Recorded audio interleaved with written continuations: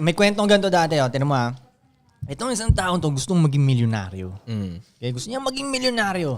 Ang problema siya. Pang MMK ako eh. Nung panahon na yon, dalawa ang bumubulong sa kanya. Mga magulang niya at mga millionaire friends niya.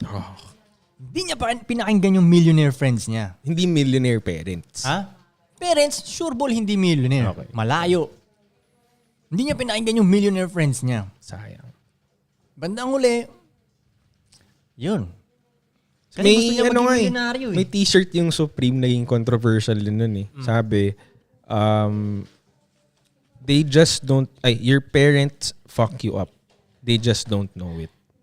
Totoo yan, tol. Totoo yan. Hindi namin gine-generalize. Ako, I agree with the thought. Pero hindi ko gine-generalize. Pero, majority. Pero, oo, meron talaga at meron. Kasi, usually ano rin naman dahil mahal ka lang ng magulang mo.